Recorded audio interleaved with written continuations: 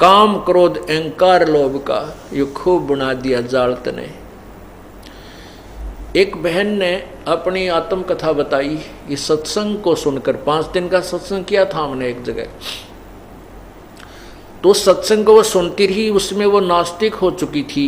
एक सहेली ज़्यादा प्रार्थना करके उसको हमारे सत्संग में लाने लगी, फिर उसको रुचि सी बढ़ने लगी, क्योंकि ये ज्ञान वर्तमान में सुने ज्ञान से भिन्न था। जब उस माई ने फिर उपदेश लिया, उपदेश लेकर के फिर इस दास के सामने अपनी वो दुख भरी कहानी सुनाई। वो कहने लगी, महाराज जी मैं कति नास्तिक हो गई थी और पहले मैं ढेर सारी पूजाएं किया करती थी। मेरे नास्तिक होने का कारण क्या था? उसने बताया कि मेरी शादी हुई थी, एक पुत्र की उत्पत्ति हुई। वो लड़का हुआ 5-4, शादी के भी 4-5 वर्ष के बाद, और लड़का जब छोटा ही था इसके पिता की मृत्यु होगी एक्सीडेंट में। फिर मैंने अपने पुत्र के लिए कि मेरा पुत्र, इसको पालूंगी पोसूंगी पढ़ाऊंगी लिखाऊंगी, पैरों पर खड़ा कर दूंगी, इसकी शादी करूंगी, फिर बालक हो जाएंगे, बच्चा हो जाएगा इसके, तो अपना वंश चलाऊंगी। इस दृष्टिकोण से मैंने अपने पुत्र की परवरिश की, और बच्चा जो भी आवश्यक वस्तु जो मैं मेहनत मजदूरी करके जो 2 पैसे कमाया करती थी, और जो भी वो मुंह से निकाल देता था मैं तुरंत पूरा करती थी। कहीं ये बच्चा ये ना सोच बैठे कि मेरा पिता नहीं है, मेरा पिता होता तो आज मुझे ये वस्तु ला कर देता। तो मैं उसकी हर इस इच्छा की पूर्ति भी किया करती थी कि मेरा बेटा ये महसूस ना करे कि मैं बिना पिता का पुत्र हूँ।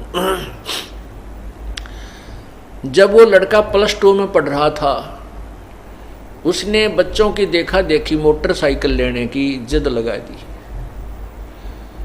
मैं बहुत डरा करती थी कि इसका पिता भी ऐसे ही मृत्यु को प्राप्त हुआ था एक्सीडेंट में, और कहीं ये मेरा बेटा मोटरसाइकिल पे मार ना खा जाए।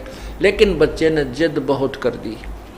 अब उसका दुख नहीं देखा गया, तो मैंने जैसे तैसे उधार सुधार करके वो मोटरसाइकिल उस बच्चे को परचेज करवा दी। अब वो बच्चा अपने एक साथी को लेकर के प्रतिदिन कॉलेज जाने लगा।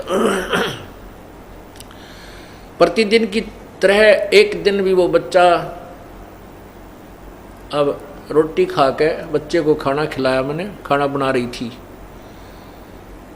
और वो अपना मोटरसाइकिल उठा के चला गया प्रतिदिन की तरह। अपने साथी को लिया जो साथ ही मकान था थोड़ी दूरी पर, तो चले गए। मैंने वो 2-4 रोटियां और बनाई। रोटी बना करके मैं सोचीला रोटी खा लेती हूँ। मैंने ऐसे ग्रास मुंह की तरफ किया था, इतने में वो लड़का, उसका साथी, उसके भी चोट लगी हुई, कपड़े फटे हुए, थोड़ा बहुत रक्त उससे भी निकल रहा था। वो भाग गया आया, कहने लगे आंटी मेरे अब भाई की मृत्यु होगी ना, वो एक्सीडेंट हो गया भाई का। अब उसने नो कहा और मेरे हाथ से वो रोटी छूट गई मुंह में, जो आज दिन खाने के लिए ग्रास उठाया था। अब मैं सिर पे कपड़ा नहीं, पैरों में जूते नहीं, उस बच्चे के पीछे पीछे बहुत बुरी तरह दौड़ ली। उसने स्थान बता दिया था कि वहाँ एक्सीडेंट हो गया।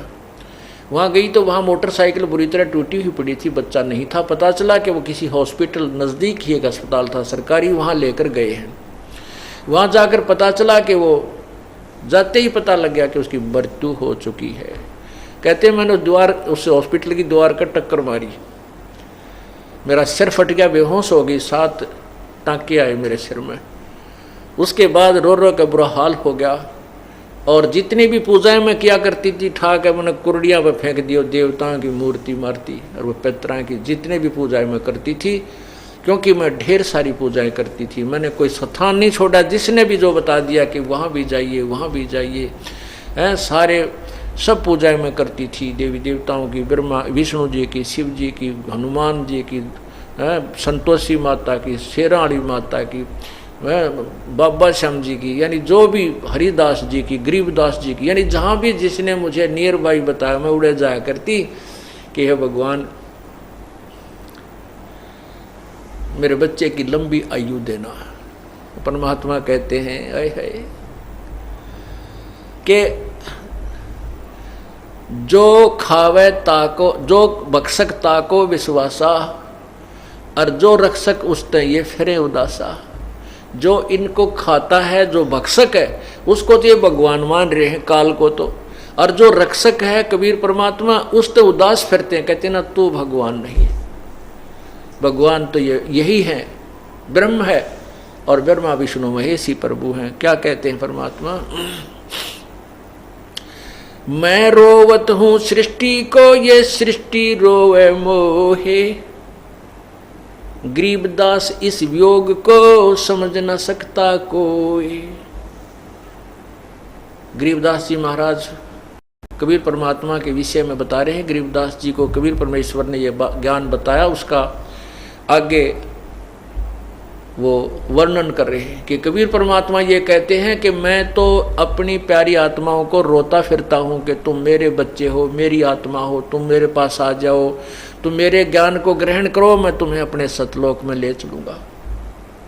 और ये मुझे कहते हैं नहीं तू भगवान नहीं है, और मुझे ही ढूंढ रहे हैं, मेरे लिए रो रहे हैं, हे पूर्ण परमात्मा, हे सर्व सुखदाई, हे हमारे दुखों को दूर करने वाले, हे प्रभु हमारे हमें दर्शन दे, हमारे दुख कष्टों को निवारण कर।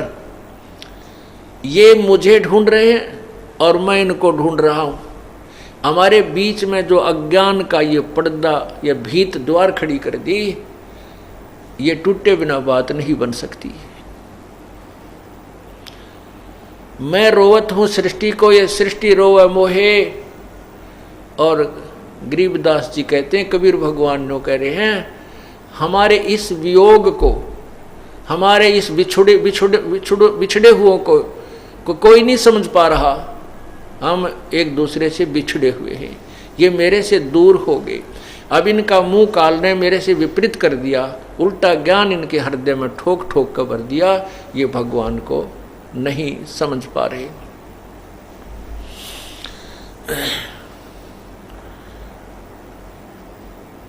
तो यहां बताया कि एक माई का पति मरा, वह दुख में माथा फोड़े थी। फिर उस माता ने, उस बहन ने उपदेश लिया। मैंने कहा बेटी ये तो काल का भयंकर जाल है, ना जाने कितनी बार ये पुत्र जान लिए, ना मेरा कितनी बार हमने ये चक्कर लगा लिए। और एक बात और विशेष समझ लेना कि परमात्मा की तेरे ऊपर एक विशेष कृपा हुई है। देखो पुत्र चलो जीवित भी रह जाता तो तय इस काल के जाल से नहीं निकल सकती थी। वो तो जो होना था हो लिया, काल का जो विधान था उसने अपना पूरा कर दिया। अब ये सर्वस्व समाप्त करके भी और तुझे ये मार्ग मिल गया तो समझ लेना तेरा कुछ भी नहीं बिगड़ा है। तेरे ऊपर एक विशेष उपकार है परमात्मा का कि अब तेरी रुचि पूर्ण रूप से प्रभु में लगेगी।